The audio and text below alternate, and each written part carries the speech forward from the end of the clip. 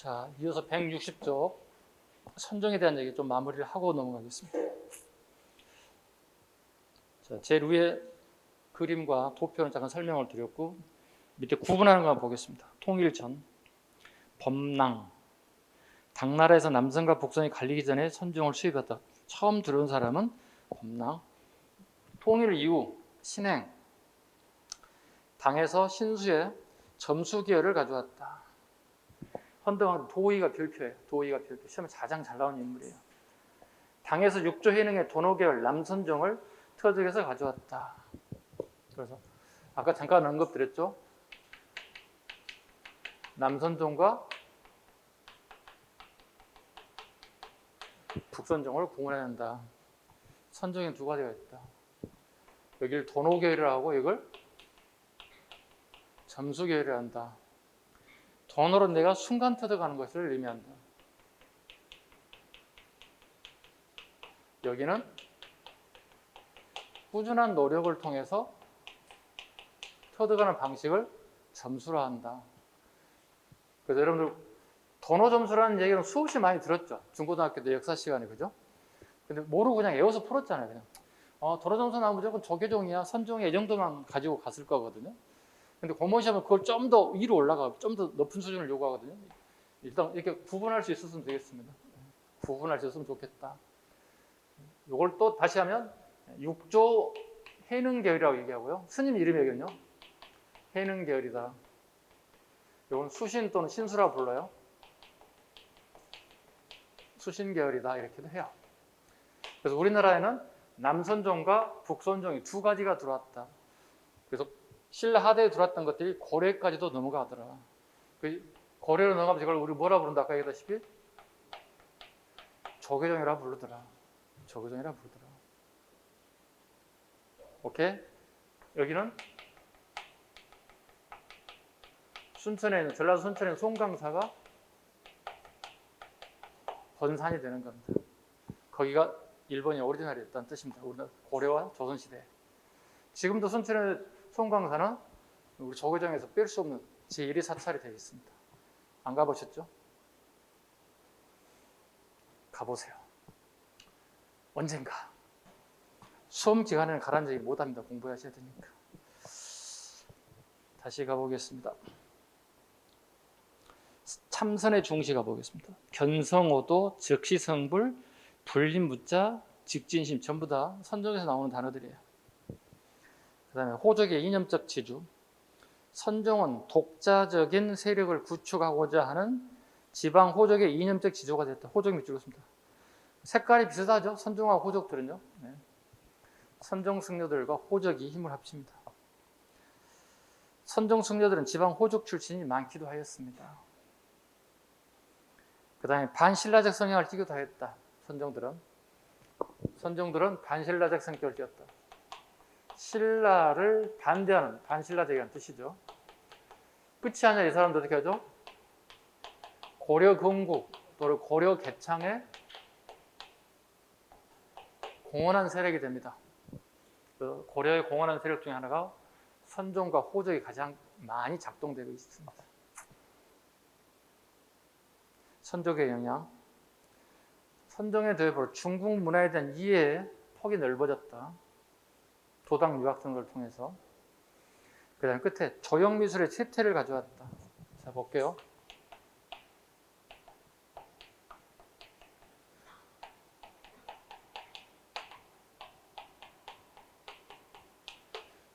형태 형자, 모양 형자, 만들 조자. 어떤 형태를 만드는 거야. 즉 예술품을 만드는 거죠. 어떤 사물을 만드는 미술이 발달된 시기는 중대. 발달된 시기는 중대 시기 되게 발달되죠. 중대 시기 되게 발달됩니다. 근데 쇠퇴하는 시기가 있다는 거죠. 이게 하대가 되는 거예요. 하대가 쇠퇴합니다. 왜일까요? 선종의 발달 때문에. 일단 조형미술이라는 건 화려해지죠. 응? 되게 화려하게 만드는 것들. 이건 하음종과 밀접한 관련이 있어요. 대신 선종은 내 마음에 부처가 있으면 되는 거지 화려할 필요 없다는 거야. 내 앞에 내 주변에 놓여 있는 게 화려할 필요는 없는 거예요. 내 마음의 추행이 더 중요하다고 생각하기 때문에 조형미술은 하대가 되면 쇠퇴가 된다는 뜻입니다. 요거만 구분하시면 돼요. 네. 조형미술 뭔지 정도만 이해하시고 넘어가면 충분히 풀 수 있어요. 자, 오른쪽에 구산 가봅니다. 선종의 도체. 구산이 먼저 보겠습니다. 구산은 아까 했죠? 경주가 아닌 지방에 유명한 산 9개 있다는 뜻이야. 구산. 선종이 9개가 있다. 가지산파 별표, 실상산 별표, 끝에 수미산 별표. 3개만 일단 별표 쳐. 제일 위에 2개, 제일 밑에 하나. 별표 한 3개씩. 가지산파, 실상산파, 수미산파. 가지산파 갑니다. 최초 개창, 선종의 최초 개창, 도의, 그 다음에 중신사찰, 장흥의 보림사 다 잡아야 돼.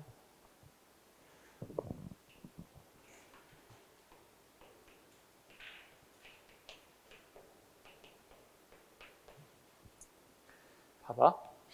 도비가 중국 유학 갔다 왔지. 응? 그럼 수도인 경주로 갈 거 아니야, 그지? 경주로 가는데, 자, 도비가 중국 유학을 마치고 왔어요. 그리고 경주를 갔어요. 경주 갔더니 교정 승려들이 도의를 무시해요. 도저히 자기가 중국에서 배워온 내용을 경주 내에 있는 사찰에 가서 자기가 열심히 포기 활동을 할 수가 없게 됐어요. 그래서 기록이 한 북산에 응가하게 됐다고 그랬어요. 북쪽에 있는 산이라는 뜻이 되겠지. 여기 곧 우리 말로 하기에는 설악산이라는 뜻이 돼요. 설악산에 있는 진전사라는 절에서 후학을 양성해. 그 후학 첫 번째가 최징이에요. 그리고 최징의 제자가 염거예요. 염거에 의해서 전라도 장흥에 가서 보림사라는 절을 만들어서 처음으로 문을 오픈시켰다고 해요. 그래서 첫 번째 건 다 잡아야 돼요. 다 잡아야 돼. 지금 쓴 걸 다 알아야 돼. 자, 도의는 유학파라고 그랬지? 경주 왔다고 그랬지? 한양 받았어? 천대 받았어? 천대 받았어. 그럼 경주에서 되게 자기가 뜻을 펼칠 수가 없었지. 시골로 빠져야 되겠지. 이게 북산이에요. 설악산이에요. 설악산에 진전사라는 절에 가가지고, 그럼 진전사는 교종일까 선종일까? 응? 교종이라고? 야, 선종수녀가 교종에 가서, 얘 말이 안 되잖아. 말이 안 되잖아. 선종이지. 진전사는 선종 사찰이야. 훗날 문화사 할 때 진전사에는 3층 석탑이 나와. 거긴 뭐야? 부도가 보인다고. 부도 미술이 보인다고. 부도란 건 뭐예요? 스님이 죽으면 뭐예요? 화장을 해서 사리 또는 사리가 없으면 어떻게 뼈 일부분을 빼서 이만한 글에서 집어넣어서 부도를 만들어서 스님의 무덤을 부도라고 그러거든. 여기 나타나기 시작하잖아. 실상산파 최초의 가람. 그 가람이라는 얘기는 사찰이에요. 사찰을 우리말로 해서 가람이라고 불러요. 절이에요, 쉽게 해서. 그럼 이걸 할 때마다 자꾸 얘기하는 것 중에 하나가 뭐냐면, 선생님 최초의 선종은 가지산이라고 했잖아요. 장흥 보림사라고 했잖아요. 그럼 최초의 사찰은 남은 실상사라고요? 그렇지. 사찰은 실상사 가장 빨라요. 절을 지은 것은요. 근데 선종이 제일 먼저 보급된 것은 보림사가 맞아요. 왜? 보림사는 마음에 부처님의 마음을 공부하는 것이 꼭 사찰이 중요한 건 아니었어요. 그래서 보림사가 좀 더 늦게 지어졌어요. 어디에 비해서? 실상산에 비해서. 그 다음에 수미산파 마지막 개창 이염 왕건의 스승이고요. 해주 강조사 항해도 지역까지 항해도 지역이죠. 그러니까 항해도 지역까지 선정이 퍼졌고 마지막으로 이염이라는 사람은 왕건의 스승이기 때문에 항해도 지역 세력들이 전부 다 왕건하고 손을 잡았다는 의미를 부여하게 돼요. 중간중간 봐볼까요? 독리산, 복림산, 사자산, 사굴산, 성주산. 그 예전 한 10년 전쯤에 구산과 개청자와 중심사찰이 다르게 연결되지 않는 것 7급에 나왔어요. 왕창 틀렸어요. 현장에 가서 가보지 않는 나는 몰라요. 그러면 애워야 된다는 생각이 들거든. 이걸 어떻게 9개 다 외우겠어? 하나, 둘, 셋, 3, 9, 27장 총 외우려면 27개 상을 다 외워야 된다고. 산이 어디에 있고 개창자는 누구 중심사찰 다 외워야 되는 상황이 되는 거예요. 이건 이런 식의 문제가 되면 그 문제는 썩은 문제야. 이렇게 출제하면 안 돼. 많은 수험생들이 역사에 관심을 갖게 되는데 역사로부터 멀어지는 현상이 벌어져. 아니 내가 공부한 만큼 점수가 나와줘야 내가 관심을 갖는 거야. 그렇잖아. 내가 공부를 진짜 1년, 2년 빡세게 했는데 점수가 한국사 맨날 50점, 60점 나와. 그건 내 본인 문제인데 출제에 어렵게 나와서 그렇게 나오던다면 그 문제는 잘못된 출제가 됐다는 거죠. 그렇잖아. 요즘 현재 대한민국이 한국사를 대중화 바람이 불어있는데 초등학생 80, 90 먹은 할아버지도 이거 공부하고 있다. 관심이 많아서. 근데 여러분들은 초등학생보다 실력이 더 안 나오거나 여러분의 할아버지보다 성적이 더 안 나오면 어떡해? 본인이 문제가 있는 거예요. 공부를 안 하는 거지. 이건 애우지 말라니. 초서 3개만 잡으라고. 하나, 둘, 3개만 잡으라고. 제일 위에 2것, 이제 밑에 하나 것만 잡으시라. 또 있어요. 별표. 신라 왕실은 그럼 선종은 관심이 없었느냐 있어요. 선종을 포서와 실상사파는 흥도강의 관심 대상이 되었다. 왜일까요? 이 남원의 실상사하고 그 다음에 남원 옆에 경상남도 지역에 바로 경계선이에요. 그러니까 경주하고 멀지 않는 것이 남원이란 말이에요. 가장 가까운 것은 왕실과 가깝기 때문에 관심의 대상이 되었다. 교종과 선종의 비교합니다. 교종 5교, 선종 9산, 보통 우리가 5교 9산 이렇게 표현한다고 했어요. 성격, 교종은 불경을 중시, 교리 중시, 전통과 권위를 중시, 자선가입니다. 선종은 자선입니다. 앉을 자자입니다. 스님들이 가부 잘 틀고 앉아서 선수행한다고 이렇게 수행한다. 선생님 봐 이렇게. 선생님 가부 잘 틀고 이렇게 선수행한다고 이렇게. 어디 보고 벽 쳐다보고 이렇게. 되게 힘들죠. 자선 중시, 형식과 권위를 부정. 지시세력 왕실과 중앙귀족, 선종은 지방 호족과 육족. 융성식이 중대하되 영양. 교종은 조형미술의 발달의 밑줄, 선종은 조형미술의 쇠퇴의 밑줄 보면 돼요. 불교 미술로 가보겠습니다. 불국사, 석굴암, 불국사 3층 석탑, 다보탑 전부 다 조형미술이에요. 되게 화려합니다. 돈을 누가 댄 거예요 이거? 왕실과 귀족이 돈 내서 만든 사찰들이야 다. 되게 화려하지. 자 선종 가봐봐. 아까 중심 세력들 지방 호족들이야. 다르게 표현하면 이렇게 표현할 수 있어. 교종은 대기업이 후원해. 선종은 중소기업이 후원해. 그럼 어디가 돈이 더 많겠어? 대기업에서 후원하는 게 훨씬 돈이 많겠지. 그러니까 화려해질 수밖에 없어. 대신 중소기업에서 지원했던 선종 보겠습니다. 고작 한 게 뭐야? 부도. 지 죽고 난 다음에 무덤 정도밖에 안 됐다는 뜻. 부도라고 해서 무덤이야 쉽게 얘기해서. 돌로 만든 무덤을 만들어서 거기에서 자기의 뼈와 사리를 보관하는 것들 중에 대표적인 불교미술이었다. 페이지 넘겨보세요. 162쪽. 그림 한번 봐봅시다. 자, 석굴암은 한 번쯤은 봤을 거라 생각해요. 석굴암 본전불. 조형미술 보는 거예요. 가문사지 사리암, 금동 사천왕성. 되게 화려하죠. 금도금했죠. 불국사 아미타 열애의 자상. 불국사 비로자나불. 불국사 비로자나불에다가 좀 하나 색깔 좀 딱 잡아줘봐 이렇게. 불국사 비로자나불. 그 다음에 부도 봅니다. 부도 또는 승탑. 승려들 죽고 난 다음에 화장을 한 다음에 무덤을 얘기한다고 그랬어요. 신라도 선종입니다. 대표적인 게 남원의 실상사 철불이에요. 철불을 밑줄 그어볼까요? 선종에 나타나는 현상이 부처님을 만드는 그 부처의 소재가 다양성을 띈다는 거야. 그 위에처럼 석굴암 본전불은 돌을 하강암이잖아. 하강암을 저렇게 깎아서 정교하게 만드는 게 엄청 어려워. 왜? 하강암이 엄청 강도가 세. 지금처럼 이렇게 기계가 발달돼서 윙 이렇게 전자화돼서 깎는 시도 아니란 말이야. 전부 다 이거잖아. 지형을 쪼아가지고 만드는 거야. 얼마나 힘들겠어요. 자, 그런데 선종이 이용되는 부처님의 소재, 만드는 소재가 다양성을 띈다는 거예요. 자, 첫 번째, 실상사 철불 봐보세요. 철불 보세요. 철불을 만들면 뭐죠? 주물을 만들고 여기다가 쇠를 부으게 되면 되게 꽃 같은 부처님을 대량 생산해낼 수 있다는 뜻이에요. 그렇지 않나요? 우리가 쓰고 있는 여러 가지고 있는 볼펜 보세요. 꽃 같은 볼펜이 서점 어떻게 문구사 가면 어떻게 왕창 꽂혀 있잖아. 그럼 정형화된 틀을 일정히 계속 만들어낸다는 얘기죠. 제품에 따라서. 철불, 다양성이다. 그 중에서 철불은 소재가 구하기 쉬운 거다. 대량 생산이다. 대량 생산을 할 수 있다.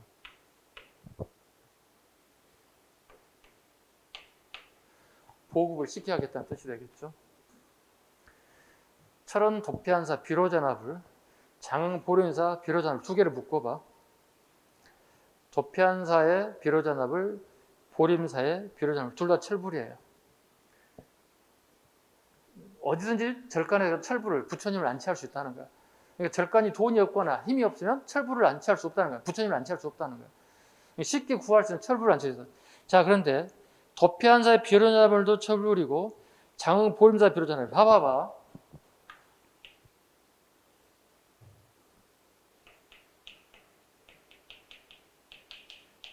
비료전압을은 원래 하엄종에서 모시는 부처예요. 근데 밑에 보시면 선종이라고 그랬지. 근데 선종에 지금 뭐가 보이고 있는 거예요? 비료전압을 보이고 있잖아. 뭔가 어폐가 있지 않아? 자, 위에 있는 비료전압은 이해해. 그치? 하엄종이니까 다. 근데 밑에는 선종이잖아, 그림이. 선종 그림에 비료전압이 나온다는 얘기 뭔가 이상하잖아. 잘 봐. 선종에서 하엄종에서는 비료전압이 나온다는 얘기가 뭐냐면, 잘 보세요.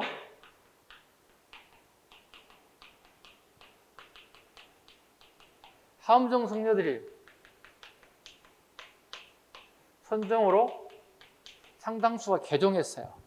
그래서 자기가 모셨던 스님을 그대로 쓰는 거야. 이게 일종의 우리 전문용어로 익숙함을 가져가는 거예요. 익숙함을 가져가는 거예요. 내가 모셨던 스님을 그대로 똑같이 가는 거예요. 불상.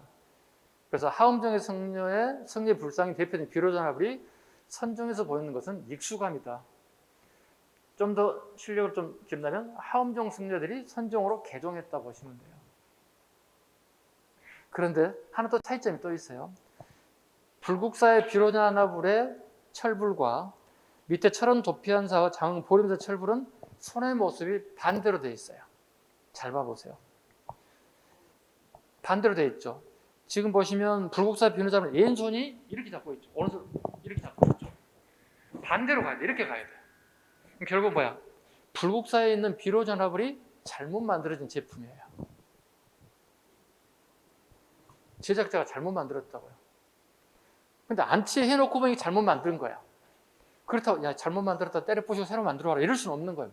왜? 부처를 만들게 되면 이미 이건 돌멩이가 아니고 철불이 아니라 그냥 신성화돼 버리는 거야. 부처님처럼 보이는 거야. 여러분 생각해봐.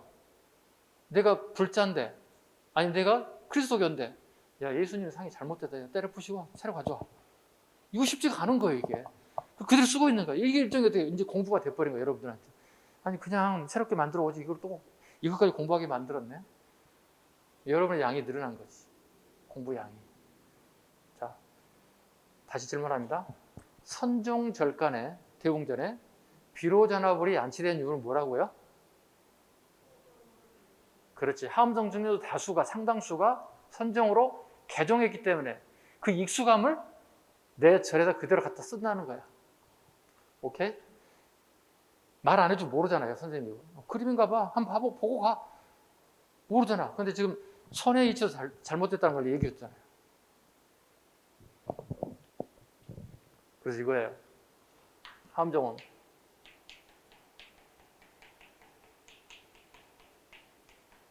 일즉다 다즉이래요. 하엄종은요. 봐. 해석할게. 하나는 곧 모두요. 모두는 곧 하나라는 뜻이에요. 그럼 누가 짱이란 얘기지? 왕이 짱이란 얘기예요. 봐. 하나는 왕을 지칭해. 왕은 곧 백성이야. 백성은 많잖아. 백성은 곧 뭐다? 왕이라는 뜻이에요. 기납적 사고에 와서 어떻게? 모든 건 왕이 짱이다 이렇게 되는 거예요. 이게 하엄종의 가장 대표적인 교리예요. 일즉다 다즉이래요. 봐. 이렇게 잡는다고. 하나는 곧 모두요. 모두는 하나이다 이렇게 잡는다. 그래서 이게 비료전압의 모습이 이렇게 손을 이렇게 잡는 거예요. 이렇게. 그래서 지금 현재 이렇게 잡았잖아. 잘못 잡았잖아. 위에 게. 밑으로 가면 이렇게 잡아야 되겠지. 지금 보고 얘기하고 있는 거죠? 듣고 있는 거죠? 이걸 이해 못하신 분들은 있으면 안 되는데. 네. 이해 안 되는 사람은 싫으니까 다시 질문해. 저한테 다시 와서. 다시 사료 갑니다. 밑에. 사료 보기엔 옆에 부산 봐보시죠. 경주가 아닌 주변에 우리나라의 전체적인 저 봐봐. 항해도 강주서부터 시작해서 저기 울진 삼척지에 사굴산까지 쫙 봐봐요. 전체에 퍼져 있죠. 그 다음 같습니다. 사료 내용 가봅니다. 820년 초에 승려 도의가 동간에 첩벌해요. 도의가 아까 헌드왕도 유학 갔다 왔다고 그랬어요. 도의가 여기 남선정이에요? 북선정이에요? 우리 밥 먹기 전에 이거 했어. 도의가 남선정이에요? 북선정이에요? 남선정이에요. 도노계열의 점수계열이에요? 순간터득의 꾸준한 노력 터득하는 거예요? 이 사람 뭐예요? 육조 해능 계열이에요? 아니면 신수 계열이에요? 이해 가셨어요? 공무원시험 준비하시는 분이니까 중학생 때 봤던 그 중간고사, 기말고사 아니야. 도노 점수 이거 여기서 문제가 해결되는 거 아니야. 도노가 뭔지, 점수가 뭔지 알아야지. 도노는 뭐라고요? 순간터득하고. 점수는 뭐라고요? 누가 주장했다고요? 이런 사람이 주장했다고요. 구분돼야 돼. 다시 갑니다. 도의가 서쪽으로 바다를 건너 당나라 서당에서 기쁜 뜻을 보고 지혜와 빛의 스승과 빛에 돌아오자. 유학 마치고 왔다는 뜻이야. 그런데 왔더니 매출하기 작은 날개를 자랑하는 모르들이 경주에 있는 교정 승려놈의 새끼들이 이렇게 보는 거야. 나를 보고 이렇게 얘기했다는 뜻이지.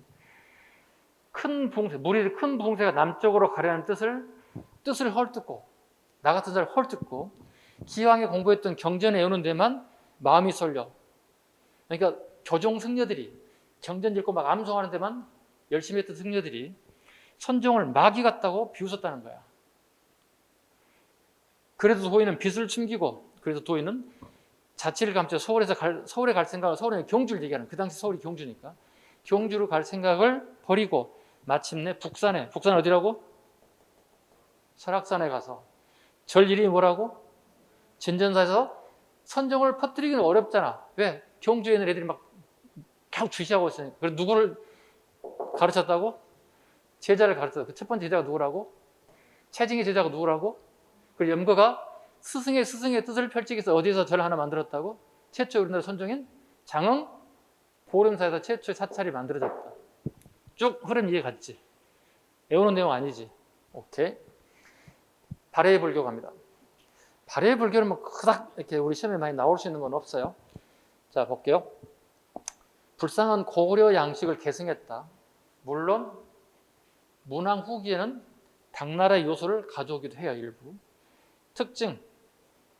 왕실을 비롯한 지배층 중심으로 융성. 문왕은 전륜성을 표방했다. 전륜성은 무력을 중심으로 불력을 중심으로 어떤 방식으로 통치한다고요? 불법, 불력을 통해서 부처님의 힘을 통해서 백성을 통치하는 방식을 뭐라고 그런다고요? 전륜성왕이라고 한다고요. 신라 왕도 이런 거 하나 주장했던 사람도 있다고요. 누구요? 진흥왕이라고요. 명승이 대표적 승려를 정솔한 승려가 있다 정도. 삼국의 유교교육 갑니다. 유교교육 가고 있습니다. 불교 이제 끝났어요. 네. 유교가 보겠습니다. 유교는 무슨 내용을 가르치냐? 누구의 내용을 공부하는 거예요? 공자가 얘기했던 내용을 배우는 거야. 사람이 지켜야 할 윤리, 규범, 도덕을 유교라고 불러. 그 전까지는 사람인지 짐승인지 구분하지 않고 막 살았다는 거야. 애도 없고 뭐 아무것도 없다는 거지. 근데 처음으로 춘추 전국시대에 제자백가 시기에 공자 같은 사람이 등장해서 처음으로 유교라는 걸 만들기 시작하더라. 사람이 위도 알아보고 아래도 보고 친구도 알아봐야 되지 않겠느냐. 윤리, 규범, 도덕을 유교라고 불러요. 유교는 종교인가요? 우리 기독교, 불교, 유교 하잖아요. 그죠? 유교는 종교인가요? 아닌가요? 아니에요? 진짜로? 왜 아니에요? 오, 맞아요. 네, 유교는 종교라고 하지 않습니다. 유교인 것처럼 행세했을 뿐이에요. 네. 가봅시다. 고구려 갑니다. 소수림왕때 태학을 설립했다. 이 배웠죠, 이것은? 태학이가 대학이겠죠. 여기서 유교교육을 시켰다. 백제가 뭐죠? 근초광 때 서기를 편찬하였다. 그 다음에 흑지상지건 이미 기출이에요. 흑지상지 오늘 알다시피 백제 부흥운동했던 인물이에요. 실패했습니다. 그리고 모든 사람이 전사한 줄 알았어요.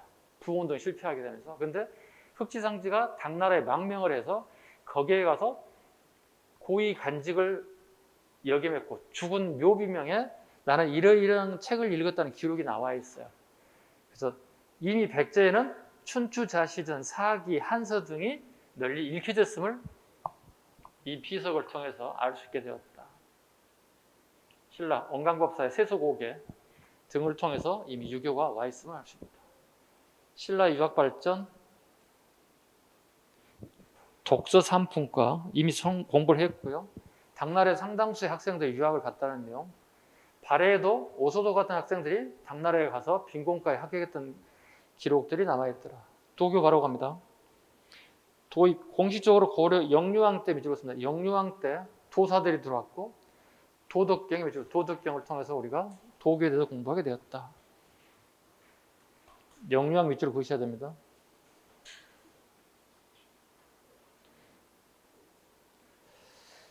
중국의 도교가 우리 고유의 산천숭배나 신선사전과 결합되면서 귀족들 사이에 널리 보급되기 시작했더라. 교리 갑니다. 무의자연 알아야 됩니다. 밑줄 긋습니다. 무의자연이란 인공적 요소를 가미하지 않고 자연 그대로 내추럴하게 놔두는 걸 우리 무의자연이라고 불러요. 그러니까 산에 가가지고 뭐 개발하지 말란 얘기예요. 그냥 그대로 두란 얘기예요. 안티에이징, 불로장생 밑줄 긋습니다. 불로장생 밑줄 긋습니다. 이거에 반발하는 사람 누구였지?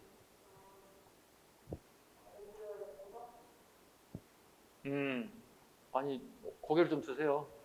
네, 힘드시더라도 좀 참아보세요. 좀만 더. 다시 가봅시다. 불로장생에 반발했던 사람이 누구라고요? 보덕이 남쪽으로 백제로 망명했다고요. 그래서 만든 종파가 뭐라고요? 야, 사람 한번 태어나면 죽잖아. 죽는 걸 종교용어로 뭐라고 해요? 열반종을 개창했다, 보덕이. 그 다음에 현세 이익. 자, 모든 종교는 아까 뭐라고 그랬지, 선생님? 내세관. 근데 도교는 뭐도 있다? 현세 이익도 있다는 거야. 도교는 이렇게 얘기해요. 죽음과 삶의 경계가 모호해요. 그러니까 내가 죽음이 죽음 같지 않게 얘기를 하는 거예요. 내 삶이 살고 있는 죽은 일을 갖다 구분하지 않는 거예요. 중요치 않다는 거예요. 약간 모호성이 좀 있긴 해요. 은둔적 경향이 있다. 여러분이나 저 모두 다 조금씩의 은둔적 경향이 있어요. 우리 속된 말로 잠수함 타는 거 얘기하는 거예요. 자, 여러분이 공무원 시작했어. 준비 시작했어. 한 달쯤 됐는데 어떻게 피로가 쌓이기 시작해. 그래서 고민하지. 와, 내년까지 1년 동안 어떻게 이걸 계속 끌고 나가지? 그럴 수 있잖아요. 오늘 저를 처음 보셨다고 그랬잖아요. 그죠? 근데 오늘 수업 들어봤더니 재미있는데 이걸 1년 동안 끌고 가려니 와, 힘들어 죽겠는데? 그래서 일주일 동안 잠수함 탔어. 이게 은둔적 경향이에요. 은둔사상도 남아있어요. 대신 잠수함은 타지 마세요. 네, 죽더라도 여기서 죽으세요. 네. 오케이? 죽더라도 여기서 죽어야 합격할 수 있습니다. 도교 장려. 고구려 보정왕 때 영계소문이 불교 세력을 누리게 도교를 장려했다. 영계소문과 밀접한 관련이 있습니다. 중국과 차이가 좀 있죠. 단약 금가루를 먹어 불로장생을 추구하는 중국의 도교와 달리 삼국의 도교는 금욕주의를 존중하고 산천의 길을 흡수하는 수련 도교의 성격이 강하다. 그럼 우리나라 도교는 다 어디 있겠어?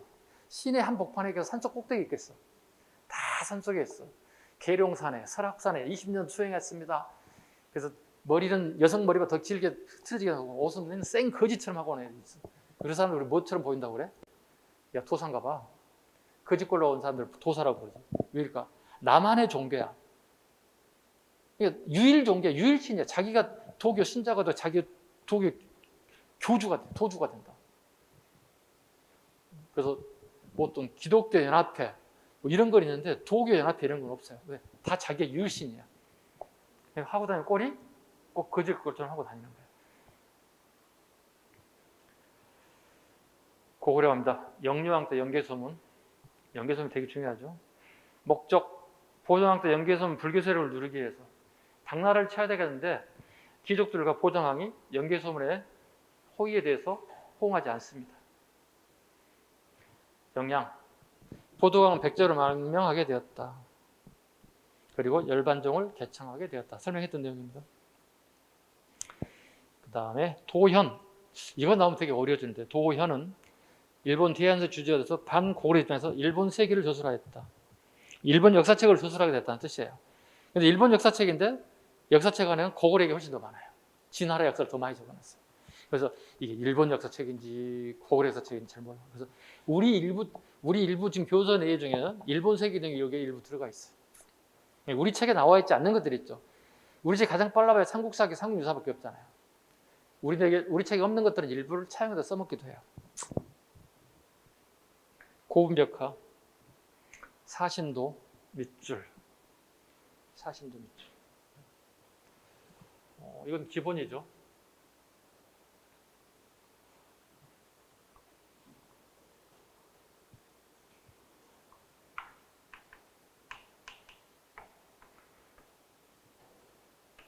이렇게.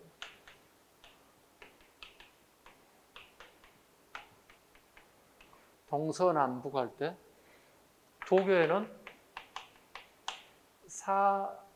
네 군데의 동서남북에 신이 있다는 거예요. 방위표시라고 그러죠. 방위신. 동쪽에는 청룡. 서쪽에는요? 백호. 여기는 주작. 현무. 책으로 볼까요? 고구려 백화에 사신도라는 게 등장하더라. 청룡 백화 주조, 주작 현무에 신이 있어서 그 땅을 지키고 있다는 거죠. 그 도교의 영향을 받았다는 거죠. 우리 아나타인의 대표적인 인사 전현무 같은 인물은 북쪽을 지키는 신이라고 보시면 되겠지. 그지? 예를 들어 전현무가 제주도에 태어났는데 이름을 현무라고 지면 이름이 안 맞겠지? 그렇잖아. 한참 남쪽이잖아. 자기 경상도 전라도 태어났는데 현무라고 지면 안 되겠지. 이게 더 낫겠지? 동해안을 태어나면 뭐가 낫겠어? 이렇게. 저기 뭐 충청남도 태안 쪽에 태어났다. 당진에 태어났다. 백호가 낫겠네요? 사람이 이름을 지은다면 그렇다는 뜻입니다. 청룡, 백호, 주작, 현무, 사신도를 통해서 도교의 의미가 들어왔다는 사실을 알게 됩니다. 그 다음 여수장 우중문시. 을지문덕이 수나라의 공격을 받았을 때 우중문에게 협박편지, 일종의 심리전을 펼쳤던 그 대표적인 게 그 지족이라는 단어. 우리말로 보냐면 만족이죠. 이게 도덕경 안에 들어있는 내용의 일부를 차용해서 썼다는 거지. 그래서 을지문덕이 살아서 근무할 때는 이미 도덕경에 들어와서 본인이 도덕경을 읽었고 그걸 인용구로 썼다는 거지. 혹시 이거 우리 오늘 시험 봤나? 이거 이해했더니 이거 안 나왔지? 내일 보겠지? 이거 나온다. 모의고사 냈다고 선생님 문제 맞히라고. 답은 얘기 안 하겠습니다. 일단 지족이라는 단어가 나왔어요. 선택지를 여러분 잘 고르시기 바랍니다.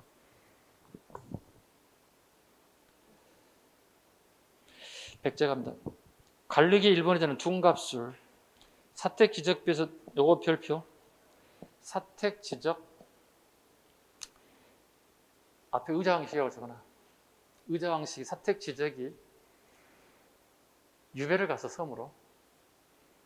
그러니까 문무, 그러니까 의장에게 쓴소리하는 사람을 전부 다 왕이 유배 보내버린 거야, 섬으로.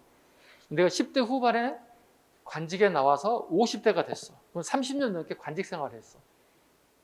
국가에 충성하고 국가 행정을 전부 다 끌고 나갔다고. 근데 어느 순간 내가 유배가 돼버렸어. 유배 와서 생각해보니 어떻게? 내가 되게 허무한 거지. 진짜 난 열심히 일했다고. 아마 여러분 나중에 그럴 수도 있어. 공무원이 됐는데 내 20대 공무원이 돼서 관직에 나갔는데 60쯤 내가 정년퇴임하게 됐다. 아니면 명예퇴직하게 됐다. 진짜 시 발전을 노력했는데 그냥 허무하게 끝나는 수가 있겠지. 근데 허무하게 명예퇴직, 정년퇴임은 상관이 없어. 근데 중간에 유배를 갖다 생각해봐. 잘렸다고 생각해봐. 잘리면 어떻게 됐어? 되게 허무할 거 아니야.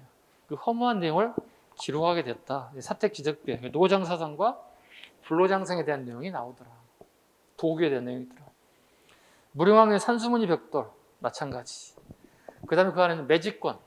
내가 이 땅에 묻힐 수 있는 권한이 있다. 땅의 신에게 이 땅을 사겠다는 돈을 지불한 내용들이 나와 있더라. 다 도교 관련돼 있다. 금동대학로. 신선이산 이상자 이것도 마찬가지죠. 금동대학로도 어떻게 산속에 올라가서 악공들, 악기를 다루는 사람들이 산속 깊은 곳에 가서 악기를 연주하고 넣어서 이거 전부 다 신선사상입니다. 도교와 밀접한 관련이 있다. 금동대학로는 앞에 저거 이덕왕식이라고 적어야 돼. 이덕왕식에 만들어서 이덕왕식에 적어야 돼. 금동대학로는 이덕왕식에 누구의 죽음을 추모하는 거야? 아버지? 그렇지. 부왕이었던 성왕을 추모할 목적으로 만든 게 금동대학로죠. 본인 때문에 아버지가 전쟁에 죽었잖아, 관산성에서. 아버지를 모셔왔는데 정말 억울하지. 그렇지만 아버지에게 천국을 가라는 의미로 만든 게 금동대학로입니다. 뭐 금동대학로 중학교, 고등학교, 한능교, 공무원 모든 시험에 잘 나오는 거예요. 거기는 불교, 도교가 들어가 있다. 쉽게 이거야. 산에 가가지고 여러분이 친구하고 기타를 들고 와서 산에 올라가서 친구들끼리 어울려서 기타 치고 놀았어. 이게 도교라고. 도교 사상이고.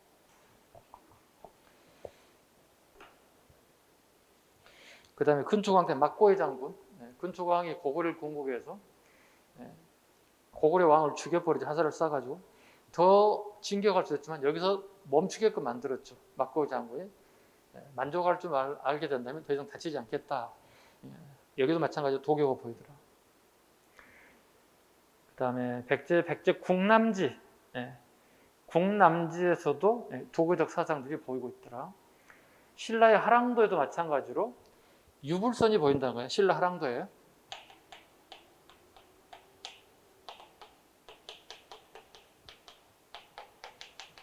이게 도교예요. 유교, 불교, 도교의 모습이 보이더라. 하랑도의 모습에서도. 통일신라 12지신이 나오네요. 통일신라의 왕릉 무덤에 12진상이 배치되더라. 자축, 인묘, 진사, 오미, 신유, 수레. 제가 가끔 농담하는데 여러분 가끔 나이도 있고 띠도 있죠. 띠. 뭐 소띠, 양띠, 뭐 개띠 이런 게 있잖아요. 이게 전부 다 도교예요. 그럼 제가 질문하겠습니다. 자, 불교 신자 손 한번 들어주시죠. 기독교 신자 한번 손 들어주시죠. 도교 신자 한번 손 들어주시죠. 선생님 도교 신자야. 왜? 선생님도 띠 있어. 여러분 띠 있어요, 없어요? 되니까. 자, 뭐예요, 여러분들 그러면? 아니, 우리 수업하자고 그냥 이렇게 반응 좀 해야 돼. 선생님하고. 혼자 떠들면 재미없잖아. 자, 도교 신자 손 한번 들어주시죠. 다 띠 있잖아. 나도 도교라니까, 선생님도. 앞에 분이 안 들어요? 도교가 아니에요? 부처가 됐어요. 졸고 계십니다. 자, 이어서 가보겠습니다. 오른쪽에 봐볼게요. 신라 하대 귀족사의 태폐 생활에 반발하여 도교와 은둔 사상이 유래했다. 최천의 사산비면 난이도 최고 올라갑니다. 이거 나오면 여러분 다 망할 거야. 다음 최천의 사산비명 비석에 포함되지 않는 걸 고려하면 이건 무조건 틀릴 수밖에 없어요. 자, 봐봐. 최천 얘기 좀 하자. 시험 너무 많이 나오는 인물이니까. 뭐 사례도 나오고 시대도 물어보고 그 다음에 종교에 대한 얘기, 유교, 불교, 도교에 대한 얘기도 막 한다고. 최천은 되게 다양한 방면에 박식한 인물이었다는 거지. 일단 당나라에 유학했다. 기본적으로 꼬맹이 때, 10대 때, 뭐 12살 때 뭐 당연히 유학 갔다. 그래서 유학 가가지고 빈곤과에 합격했다. 그죠? 그 다음에 사대가 아니라 사료. 최천의 사료가 되게 많이 나오죠. 그 다음에 유불선에 관련된 부분도 같이 좀 등장하더라. 자, 볼게요. 최천이 활약했던 시기는 우리나라의 마지막 여왕이었던 진성여왕식이 스카웃돼서 왔다고. 자, 진성여왕이 신라에서 듣고 있는데 당나라에 신라놈이 하나 있는데 되게 똑똑한 놈이 하나 있다는 거야. 진성여왕한테 아니 그 똑똑한 놈 왜 거기 있어? 우리나라 와서 도와야지. 우리를 도와야지. 그래서 픽업해 왔어. 오케이? 픽업해 와서 어떻게? 진성여왕이 관직을 내리겠지. 야, 너 좀 해봐. 그래서 아차이라는 벼슬을 내렸어요. 이건 육두품의 최고 관직 중에 6번째 해당되는 관등이에요. 그럼 이 사람이 어떻게 해? 개혁을 펼치면 되는 거야. 신라를 좀 바꿔봐야 되겠지. 근데 문제는 6 위에 5, 4, 3, 2, 1 진골 애들이 말을 안 들어. 뭐 하나 됐어. 나 빼고 니네들끼리 해. 뭐 이런 식이에요. 개혁을 하는데 위는 안 하고 밑에만 하라는 법이 어디 있어? 가장 개혁 대상이 누구야? 밑에가 아니라 집권층이잖아. 얘들이 지금 우리 놔두고 하라고 이렇게 한다는 얘기. 그럼 진성 요항식이 이게 먹히냐고 이게. 안 먹히지. 진성양 힘없어. 진골들이 다 권력을 잡고 있어. 그래서 진성 요항식의 최치호는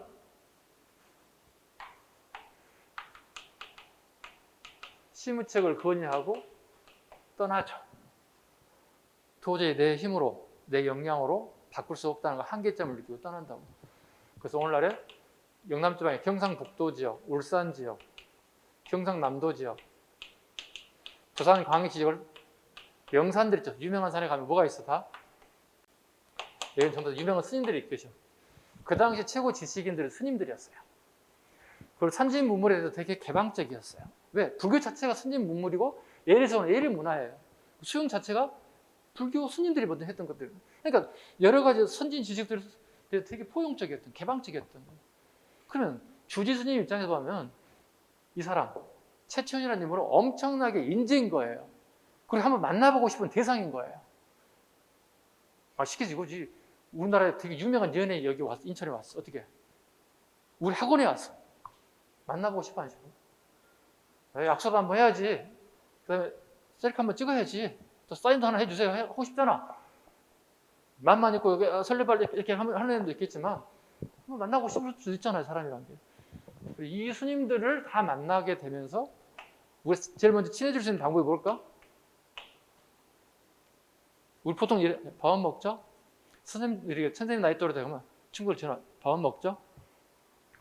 언제 할까? 주말에 괜찮겠어? 어디가 좋겠어? 우리 집 근방으로 올래? 내가 너희 집 근방으로 갈까? 이렇게 얘기하거든. 중간에서 만나자. 어디서? 종로에서 만나자. 친구가 종로에는 맛있는 식당이 없어. 아니야, 내가 아는 데가 있어. 내가 약속 잡을게. 이런 식이에요. 그러면 밥 먹거나 뭐 하지? 차 한잔 해야지. 차 한잔 마시면 사실상 돌아간 얘기, 이런저런 개인 얘기, 뭐 이런 얘기 막 할 거 아니야. 뭐 정치이기도 하고 뭐. 이러면서 어떻게 이 스님들과 이 최천이라는 사람의 교류가 두터워지겠지. 두터워진다고. 대신에 중앙정부로 갈 수가 없는 거예요. 다시 불러주기를 원하는 마음은 있지만 내 스스로 뛰쳐나온 그 길을 다시 저 한번 다시 받아주면 안 돼. 말 못한다고 가가지고. 이 사람들과 교류할 때 되게 친하게 지내는 거야. 왜? 지식인들끼리 만난 거야. 최치원도 말 상대가 없는 거야. 지식인이 없으니까 주변에. 내가 가져온 지식, 내가 말하는 걸 이해할 수 있는 사람이 주지스님들밖에 없는 거예요. 자, 그럼 이 주지스님들 죽지 언젠가나. 죽으면 어떻게? 이 사람들 죽고 나면 이렇게 이런 비석이 만들어진다. 여기에다가 막 적어놨다. 자기 친하게 지내던 스님들이 다 하나씩 다 적어줬다고. 이걸 사산 비문이라고 불러요. 네 군데에 비문이 있다. 선종 승려들과 친하게 지내서 여기에 비문 글자를 새겨놨다고. 이 사람을 추모하기 위해서. 이 사람을 추모해서 했던 내용을 분석해 봤더니 유, 불, 선, 플러스 풍수질, 사상의 복합화, 다양한 그분의 지식이 식견력이 다 함몰되어 있더라는 거예요. 포함되어 있더라는 거예요. 이걸 사산비명이라고 불러요. 봅니다. 최천의 사산비명과 낭낭비 서문을 둘 수 있다. 하동 쌍계사 진감선사 탑비. 이 선생님은 쌍계사 진감선사 탑비를 보기 위해서 서울에서 6시간 넘게 갔는데요. 차를 끌고 갔거든요. 비가 그때 하필 억수로 쏟아졌어요. 배는 고파 죽겠는데 가긴 가야도 중간에 설 수가 없어요. 도로에서. 사고 날 것 같아요. 그래서 절가를 먼저 간 게 아니라 밥부터 먹어야 될 것 같아서 밥을 먼저 먹었던 기억이 지금도 남아있어요. 입구에서 산채비빔밥을 먹었는데 너무 맛있었어요. 네, 그 뒤에서 다시 먹었는데 맛은 없었어요. 되게 배고플 때 먹었나 봐.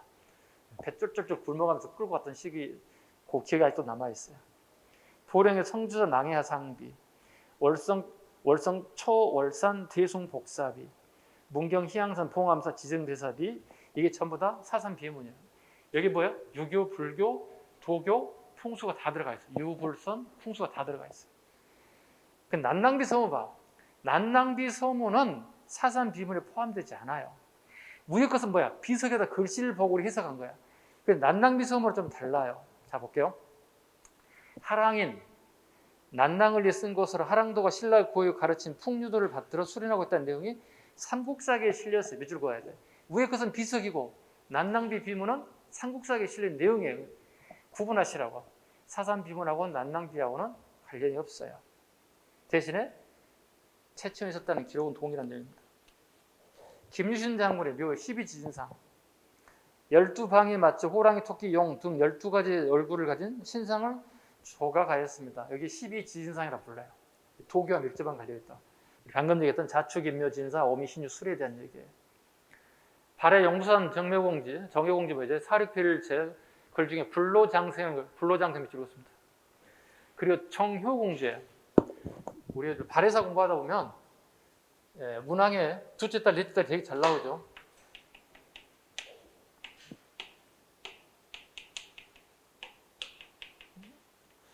둘째 공주, 넷째 공주.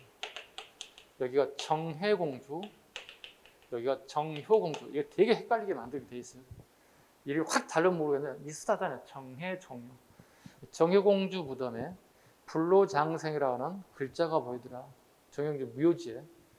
그래서 이미 이때도 발해에도 중국의 새로운 사상, 도교 사상이 유입됐음을 알 수 있다. 밑에 비석 한번 보겠습니다. 밑에 무릉왕릉의 산수무늬 벽돌 보세요. 벽돌에 산을 그려놨어요. 그러니까 이 건물을 봐. 여기 벽돌에 쳐봐. 우리 이렇게 사각 벽돌이 있잖아. 그지? 여기에다가 전부 자연을 그대로 새겨놨다고. 우리 굳이 산에 가지 않고 항상 내 주변에서 언제든지 산을 볼 수 있다는 거죠. 그 다음에 사택지적비 보시죠. 사택지적비. 사택 잘라주면 돼. 성씨고 지적은 이름이야. 비는 비석이라는 뜻이에요. 백제 귀족 성 중에 한 성이 사택시 성이 있어요. 네. 익산 미륵사지 석탑에는 사택적택이라는 사택 가문의 딸 적택의 무왕의 부인이었는데 그 부인이 돈을 투자해서 그걸 만들었다는 내용이 거기 들어가 있어요. 미륵사는. 근데 여기 보면 사택지적비는 뭐예요? 사택지적이 유배를 가서 생각해 보니 20대 초반 또는 10대 후반에 관직 생활에서 50대가 넘어서 유배 와서 보니 내가 허무하고 또 허무하고 또 더 허무하더라. 도교 사상을 보이고 있다. 그렇지 않겠어? 내가 공직 생활 뭐 30년 넘게 했는데 갑자기 유배 와서 섬에 왔는데 되게 허무할 거 아니야. 이게 뭐지? 내가 이러려고 공직 생활을 했어? 막 허무하게 빠졌다는 얘기. 사택지적비의 도교 모습이 보이더라. 백제 금동대학로 그 중간 부분이 뭐냐면 이게 산이에요. 그 산 봉우리 안에 가면 악동들이 악기를 띄고 노는 모습이야. 저거 여기다가 이 중간 이 부분이 산이라고. 여기서 악인들이 있다. 악기를 튀는 사람은 이게 도교의 모습을 보이더라. 그러니까 도교에서 가장 이상한 게 뭐냐면 악기를 들고 산에 가서 기타 치고 노는 거야. 선생님이 해봤어. 중고등학교 소풍 갔어. 학교 가면 소풍 가면 학생들 다 가잖아요. 1학년, 2학년, 3학년. 장기자랑 가잖아요. 애들 기타 가지고 나온 애들 노분기 가져와서 예전에 노분기죠. 레코드 가져와서 음악 틀고 춤추는 이런 애들 되게 많았거든요. 이게 도교인 줄 몰랐어요. 그 당시에는요. 오른쪽 무릉왕릉 지석 대표적인 도교의 내용이 들어가 있다. 다 잘 나온 기출문제만 나와 있습니다. 한학과입니다. 한문학이에요. 한문학. 강수. 자, 이거 볼게요.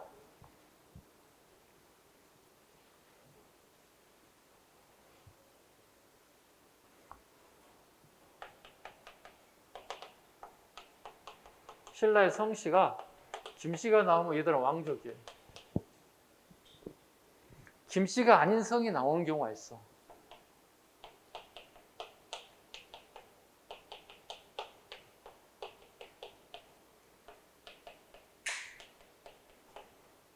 오케이? 구분해. 시험장 갔는데 김씨 놓고 전부 다 모르는 성씨야. 김씨가 아닌 최씨, 설씨, 막 강씨가 나와. 이 사람 신분 나오면 이건 칭골 귀족이라는 뜻이고 이거는 육두품이에요. 급이 더 낮죠? 자, 봐. 그러면 첫 번째 강수가 나왔지?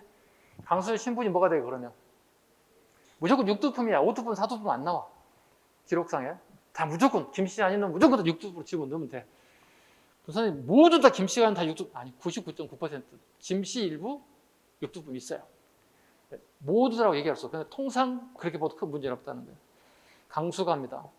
청방인문서.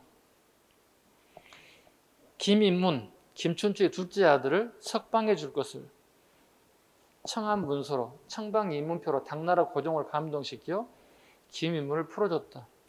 김인문이 현재 당나라의 황제의 숙이 호종하는 역할을 하고 있다. 그런데 이 사람을 신라로 돌려달라고 요구하고 있다. 그런데 많은 사람들이 거부했다. 그래서 강수가 글을 써서 당나라 황제가 감동을 받아서 그 글을 읽고 감동을 받아서 돌려줘 보내줬다 이런 글이에요. 자, 청방 봐볼게요. 번역해 볼게요. 청합니다. 영어로 해볼까요? 리퀘스트. 방, 비지트. 청합니다. 김인문이 우리나라에 다시 방문해 주길, 보내주기를 원합니다. 이런 뜻이에요. 인질적, 그러니까 원래는 수기로 갔단 말이에요. 당 고종의 호위무사, 주변에 호위하는 목적으로 갔는데 신라와 당이 통일 과정에 전쟁이 벌어졌다는 거예요.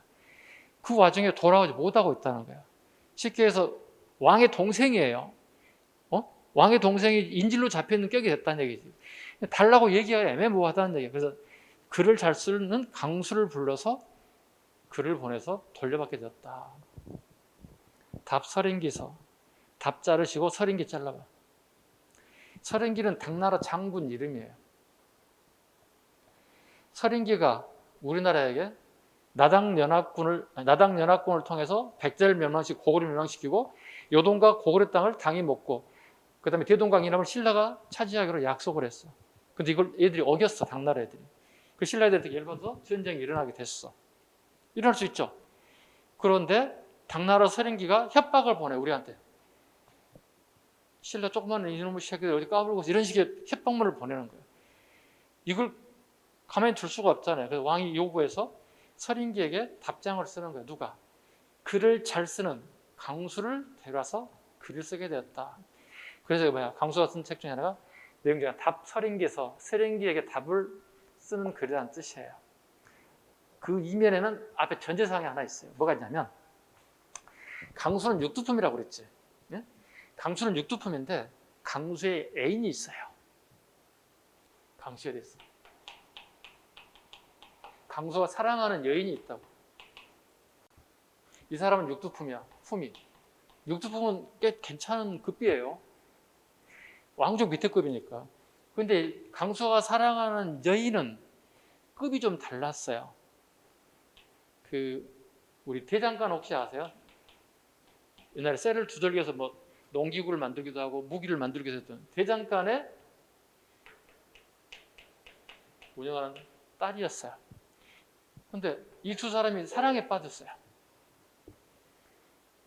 빠질 수 있죠. 그렇지 않나요? 사랑에 나이가 있고 국경이 없잖아요. 그죠? 그런데 문제는 강수의 아버지가 강수를 불러요. 자, 이런 상황이 되면 강수는 앞으로 관직에 나갈 길이 막혀요. 왜? 이렇게 결혼하게 되면 이 신부는 육두품을 유지하는 게 이 여인을 따라가게 돼 있어요. 관직을 영원히 갈 수가 없는 거예요. 그래서 아버지가 선택을 하기 전에 이제 물어보는 거예요. 자기는 이걸 선택하겠다는 거예요. 내가 사랑하는 여인을 선택하겠다는 거예요. 이쯤 되면 우리가 박수 쳐줘야 되지 않냐? 이 신분제 사회에서 사랑하는 여인을 따라가는 거잖아. 신분을 버리는 거잖아. 나의 사회적인 통념상의 어떤 명예를 다 버리는 거잖아. 물어봐, 아빠가. 저는 이렇게 하겠습니다. 왜? 그랬더니 아버지도 공부를 했다시피 유학책 어디에도 신분이 낮은 사람하고 결혼하지 말라는 그 내용이 한 글자도 없다. 내가 사랑하는 여인과 앞으로 결혼하겠다는데 그게 뭐가 잘못됐습니까? 강수 아버지도 할 말이 없어요. 맞아. 그럼 나는 네 선택을 존중하겠다. 존중해서 이 두 친구가 더 남들의 이목을 끌지 않는 산속에 들어가서 그냥 편안하게 아이러브하고 살고 있는 거예요.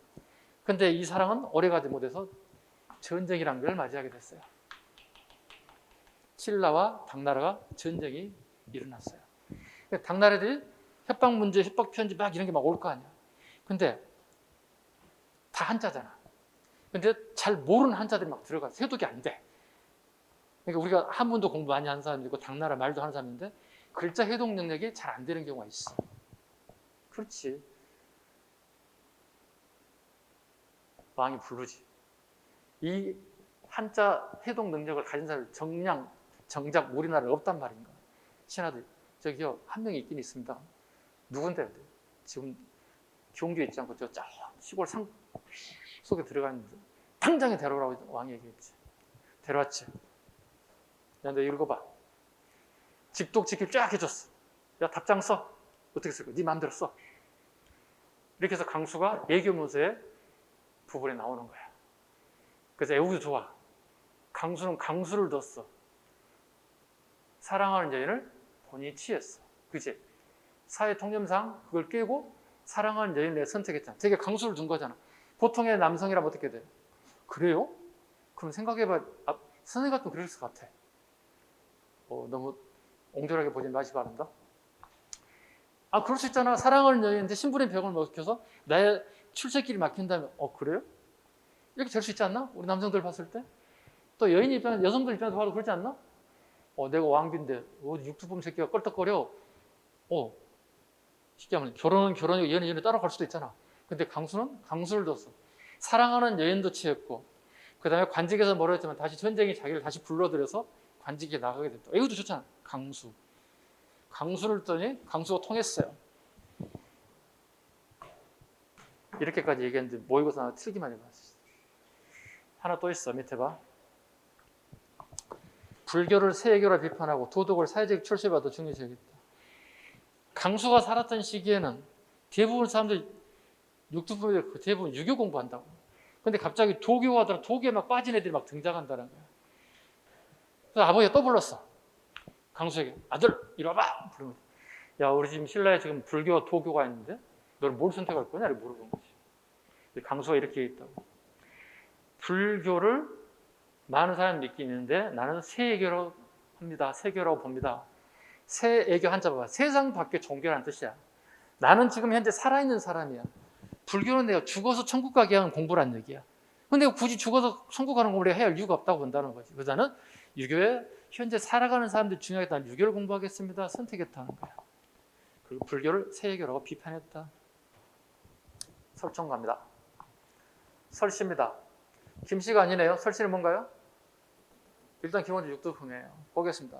하왕계. 우리말로 번역해 볼까요? 하왕계. 꽃의 임금에게 내리는 기울이라는 뜻이에요. 살짝 적어 연필로. 나중에 혼자 볼 때 뭐지? 저거 살짝. 꽃의 임금에게 내리는 계율. 꽃의 임금에게 내리는 계율. 신문왕이 정권이 안정화되고 왕권이 강화되자 주변에 여인들이 많아지기 시작했어요. 그럼 여인들이 많아졌다는 얘기는 뭐야? 정치를 멀어진다는 얘기예요. 그죠? 술이 가까워지고 여인이 많아지면 정치를 멀어질 수밖에 없지. 왜? 정치보다 훨씬 재밌는 게 주변에 많이 있는데 굳이 내가 정치할 이유가 없던 거지. 그래서 이걸 글을 써가지고 왕에게 교훈을 주게 한 거야. 왜냐하면 직접 다이렉트로 만나봐요. 저 왕 아저씨, 그 주변에 여자가 너무 많아요. 좀 정리 좀 하세요. 정치 안 하고 뭐 하십니까? 내 목숨 거느고 해야 돼. 그 말 못한다고. 글로 써가지고 이 자식이 이해를 하면은 되고 이해 안 되면 어쩔 수 없는 거야.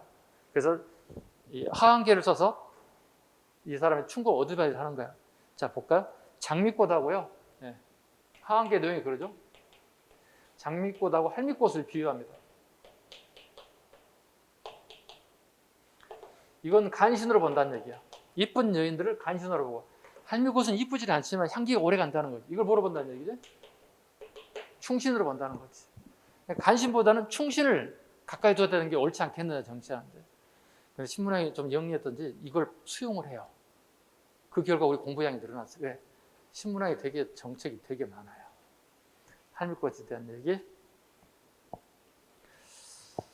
설총 이두를 정리하여 한문교육 보급에 공헌하기도 했다. 설총은 누구 아들이에요? 누구 아들이냐? 아까 자기 마누라하고 아들 버리고 마이웨이 한 사람 있잖아. 언여 아들이야, 언여 아들. 언여의 본명이 그러니까 뭐야? 설서당이라고 그랬잖아. 그러니까 아들 이름이 설총이야. 봐. 하왕계. 신문왕은 아첨하는 신하보다 충직한 신하를 따라야 한다고 강조하고 있습니다. 김대문 갑니다. 김씨네요. 김씨는 뭔가요? 진골입니다. 네, 진골 앙족입니다. 볼까요? 악본, 책이 이름입니다. 고승전 승려들에 대한 얘기. 한상기 별표해봐요. 한산주 도덕 잘라봐. 도덕은 오늘날의 지방간이야. 도지사급이야. 도지사는 무조건 진골만이 갈 수 있어. 그럼 뭐야? 한산기는 결국 뭐야? 김대문이 오늘날의 서울경기, 오늘날의 서울시장에 와가지고 근무하고 서울에서 보고 들은 얘기를 기록했다. 이게 한산기야. 계림잡전. 경주를 계림이라고 불렀어요. 계림, 신라 경주에서 보고 들은 얘기, 막 설화들을 기록했다. 하랑세기 별표, 하랑들의 얘기를 기록했다. 네. 근데 이 책들은 전부 다 전해지지 않아요. 단 하랑세기 필사본이 좀 있죠.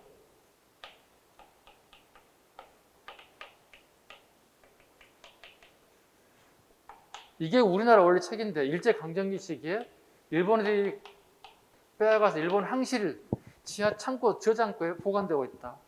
근데 우리나라의 박창땡땡 아저씨가 근무하게 되면서 책을 정리하면서 하랑세기 책을 보고 뭐지 하고 읽으면서 똑같이 직접 좌측에 책을 넣고 오른쪽에 필사를 했다는 거예요. 이게 필사본이에요. 지금처럼 복사기 있어 복사 쫙 몇 시간 할 수 있는 걸 직접 적었다는 거예요. 필사본이. 근데 문제는 이 필사본에 진위 여부가 있다는 거예요. 진짜인지 가짜인지를 되게 힘들게 만든다는 얘기예요. 그러니까 반틈의 학자들은 진짜 같은데 반의 학자들은 아니라고 이작이라고 보는 거지. 왜? 일제시대에 썼던 한자가 보이고 있다는 얘기지. 신라시대에 썼던 한자가 아니라는 얘기거든. 이건 가짜라고 본다는 얘기지. 진짜라고 본 사람들은 필사본을 쓰다 보니 자기 마음대로 일부는 다르게 변형돼서 쓸 수 있지 않겠느냐 이렇게 옹호하는 사람도 있었다는 거예요. 그래서 하랑세기는 약간 선생도 필사본을 읽긴 읽고 되게 좋은 자료가요. 공부를 하는 어떤 수험생들은 읽지 않아도 되지만 공부를 하는 저 같은 사람들에게는 되게 좋은 책이죠. 왜? 참고문헌이 될 수 있으니까. 하랑세기가 있었다는 정도 가겠습니다. 최치원 가봅니다. 809에서 진성여왕의 신무 10조를 건의했다. 개혁정책이 실패하자 건의정책을 하고 어디로? 산으로. 그 다음에 당체르시 토항소 경문. 토자를 치고 항소 자르신데요. 항소라는 사람이 반란을 일으켰다. 반란을 이렇게 토벌을 하기 위한 경문을 만들었다. 이게 계엄필경에 실려 있더라. 그 다음에 사륙집이라는 것은 시집이에요. 사륙집은 시집을. 그 다음에 가거주 시행을 주장했을 것이다. 제왕연대력. 제왕 자르시고 왕의 칭호가 생기기 전에 거사관, 차차관, 이사관, 마립관들 전부 다 왕으로 바꿔 쓰고 있더라. 그래서 우리가 뭐 소지 마립관인데 보통 소지왕, 지증 마립관인데 지증왕 이런 식으로. 왜냐하면 당나라는 보면 황제 국가잖아요. 응? 근데 신라에 자기 나라 고향에 왔던 신라에 와서 봤더니 뭐야? 역사책을 쓰려고 봤더니 역대 왕들의 이름이 거서관, 차차옹, 이사금, 마립관 이렇게 쓰고 있더라는 거야. 이건 뭐예요? 중국은 다 황제잖아요. 이건 뭐예요? 제후도 아니에요. 제후 밑에 급이야. 일종의 뭐예요? 군장급이에요. 군장급. 이거 속된 말로 할까요? 쪽팔리다는 거야. 야, 내가 공부했던 저기는 황제를 얘기하는데 이게 뭐야? 그럼 최소한도 황제 밑에 급인 왕이라고 해야 되지 않겠냐? 그래서 신라 왕들 전부 다 왕자 바꿔서 역사책을 쓰기 시작했다는 거예요. 일종의 자존심? 그렇죠? 우리 고치고도 자존심 우리가 버릴 수 없잖아요. 그죠? 최치원의 자존심을 보이고 있다. 여기까지 쉬어가겠습니다.